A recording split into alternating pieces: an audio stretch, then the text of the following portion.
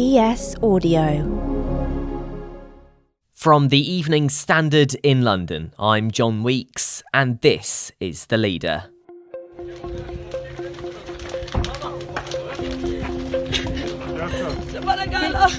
Flames and smoke from wildfires in Rhodes have forced thousands of locals and holidaymakers to flee their homes and accommodation as the intense European heatwave continues. It's been described as the largest evacuation from a wildfire in the country's history by the Greek Ministry of Climate Change and Civil Protection. Pictures on social media show families and children forced to sleep on hard floors after being moved from their hotels, and people have told of being forced to sleep with hundreds of others in schools, airports and sports centres. On BBC Breakfast, Foreign Office Minister Andrew Mitchell explained the official advice for Brits on holiday in Rhodes. The Foreign Office advice is to stick very close to your tour company. They are the people, the tour operators, who know best what you should do. It's important to recognise that there are between 7,000 and 10,000 British holidaymakers on Rhodes. This is peak holiday season. Now, airlines are evacuating Brits from the Greek island. EasyJet and Jet2 are operating rescue flights, while TUI says its passengers in Rhodes are due to return on their scheduled flights home. At the same time though, TUI and Jet2 have cancelled imminent planned holiday flights to the island from the UK, while EasyJet and Ryanair are continuing trips there. At the same time though, TUI and Jet2 have cancelled imminent planned holiday flights to the island from the UK, while EasyJet and Ryanair are continuing trips there. It means frustrated Brits, both here in the UK waiting to go on holiday, and those still in Rhodes who feel stranded.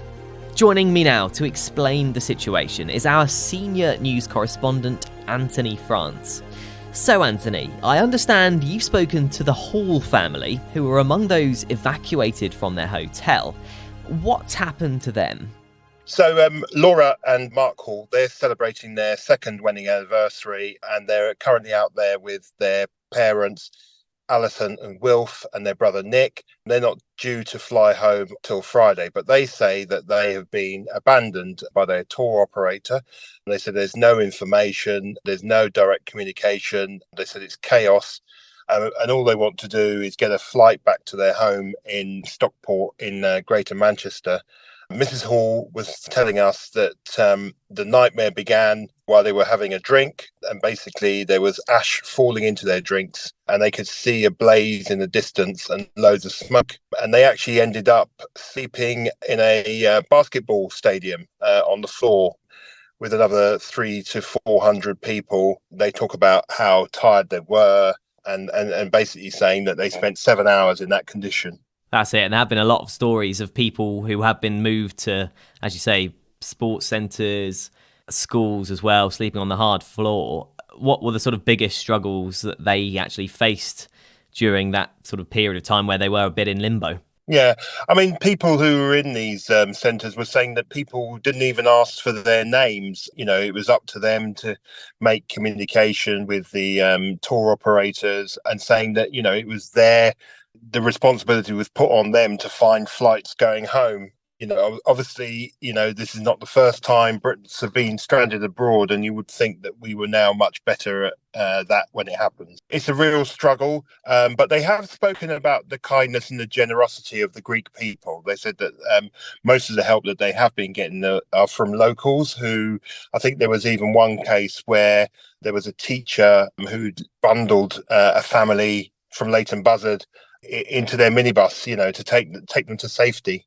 And for the Hall family specifically, what's their situation now? And are they actually stuck on Rhodes still? Yeah, so they're stuck on Rhodes until their flight on Friday as we speak. They haven't heard from the airline. I mean, all the airlines are putting on evacuation flights, but that hasn't been communicated to them.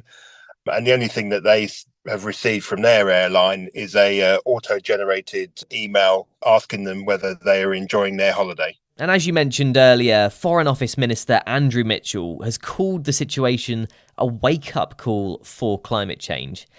Do you think events like this will make people recognise climate change for what it is?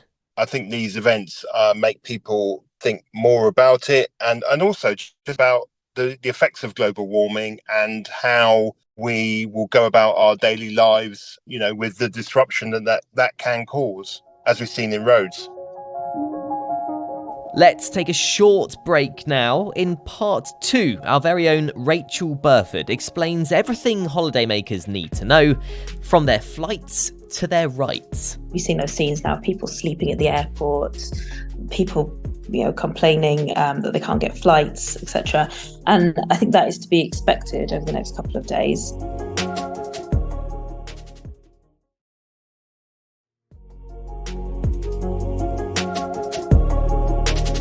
Our reporter Rachael Burford joins me now. So Rachael, we know some airlines are running repatriation flights from Rhodes back to the UK. Can you begin by giving us an overview of what exactly those repatriation flights are looking like, who's running them, and how exactly they're working? Yeah, sure. So there are quite a few now repatriation flights going from Rhodes specifically back to the UK.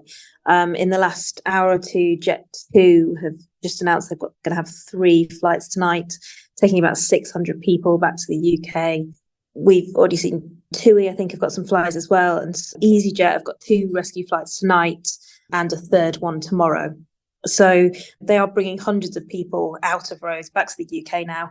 I believe there's still about up to 10,000 Brits are estimated to be on the island at the moment. So they will get that choice to, come back to the UK and cut their holiday short. That's it. And for those people who have had their holidays cut short, as you mentioned, or even those who've just had to be moved into temporary accommodation because of the wildfires, are they likely to be able to get any sort of compensation? Well, it depends what kind of holiday you've booked regarding compensation. So most people should be able to, particularly if their flights have been cancelled, if they've had to be moved out of hotels, if they've had to be moved out of holiday apartments because fire is encroaching on them, you would hope they would get a refund.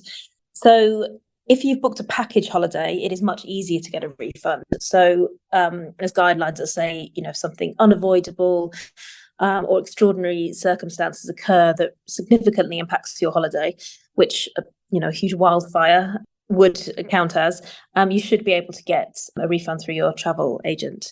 If you've booked independently, so if you've booked flights separately, if you booked your hotel separately, it's slightly harder because if your flight has been cancelled, your airline does have to refund you.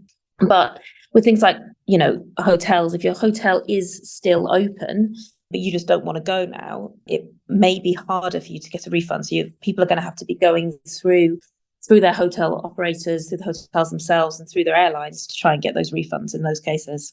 And there seems to be a lot of frustration among people still in Rhodes when it comes to communication from their airline or their travel firm. Have you seen much of that yourself? Well, we've seen quite a few travel operators now cancelling flights. So Jet2 has cancelled outgoing flights until July 31st. Thomas Cook has done the same. TUI's got it under review. So it may be that you can't go. Places like TUI have cancelled flights till Tuesday, but anyone wanting to go after Tuesday and Wednesday will be given the option, will be contacted and said, do you want to still go? Do you want to rebook? So that should happen. I mean, what people are being advised to do is to contact their travel agents, contact their airlines and see what their options are at the moment.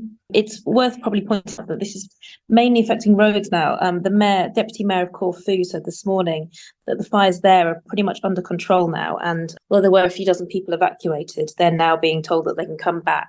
So it's affecting some islands more than others. And for people making the reverse trip who are here in the UK planning their holiday to Rhodes or to elsewhere in Greece, what's the best sort of course of action for them?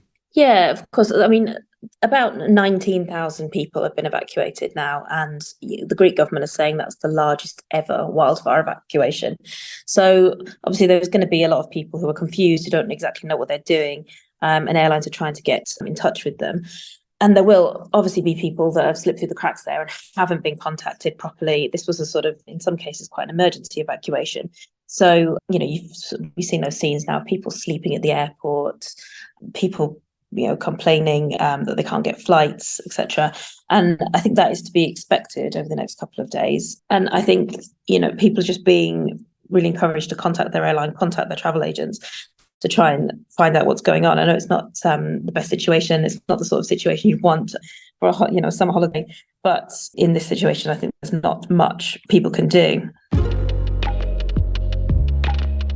There's more news, interviews and analysis in the Evening Standard newspaper and of course at standard.co.uk. That's The Leader. Thanks for listening. We're back tomorrow afternoon at 4 o'clock.